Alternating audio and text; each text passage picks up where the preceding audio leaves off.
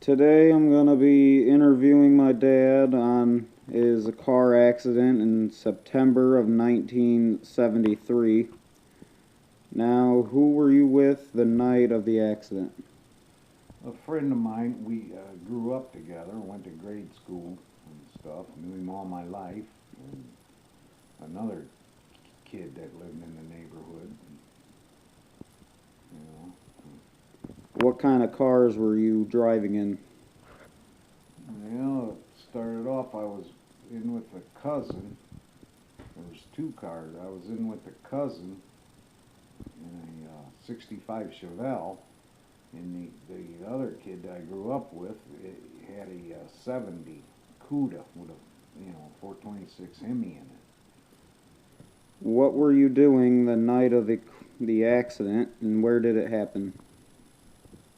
Well, we were going to Bowling Green because that's where all the kids went back then, cruised one side of town to the other down Main Street. McDonald's, I believe it was a White Hut at the other end. And, we cruised back and forth and they drag race over there, and that's where we were headed. And in the Cuda, him, my buddy and the other kid was in there, and we were, on Five Points Road, close to 25 there, and he'd stop every so often and get out and turn the distributor. I think he stopped 2 or 3 times, 3 or 4, and it would run a little better, So the last time he stopped, I told the cousin and stuff that I was with, I said, I'm going to get in with him.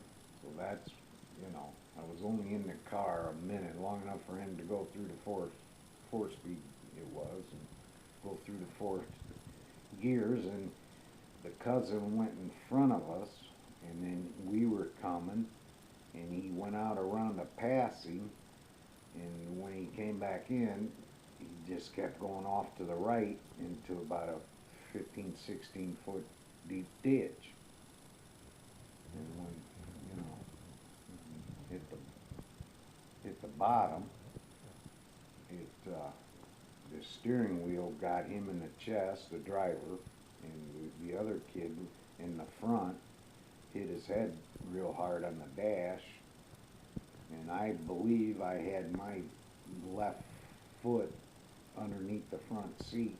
And when we come down on the bottom of that ditch, it just pushed the floorboards up and cut my ankle. Ripped the ankle bones out and everything. Mm-hmm. And because of the water, it got infected. And I had to put up, go through all that. Did you get sad or angry when you found out you needed to get a prosthetic leg? No, because, it was more like my own choice. Because I did nothing but laid on my back for a year.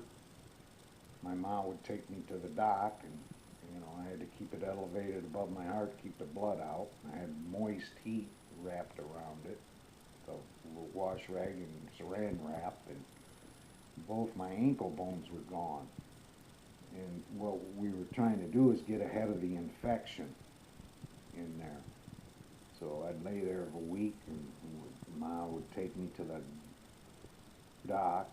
By then the ankle would be swelled up like a softball, and he'd lance it.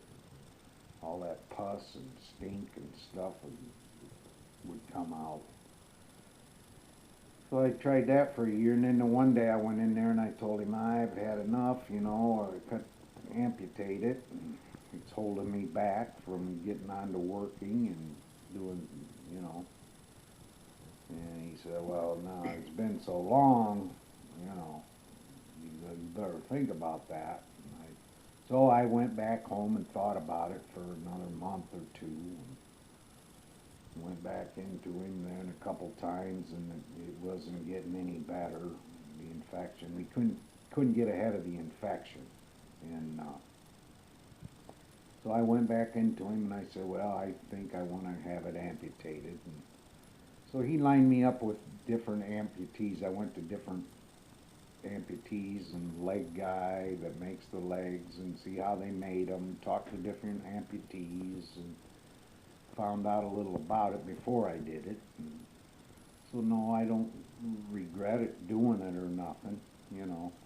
It's just, I got along real good with it until here 5 years ago. It's kind of slowing me down. I think my age is catching me, you know. Mm-hmm. And yeah, I did real good with it. And the people, when I wear long pants, people couldn't tell I had an artificial leg or that. I barely had a limp, you know.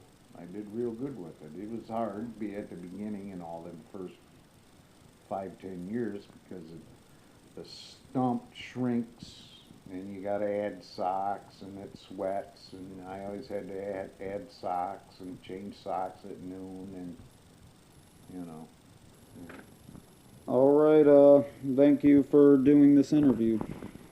Yeah.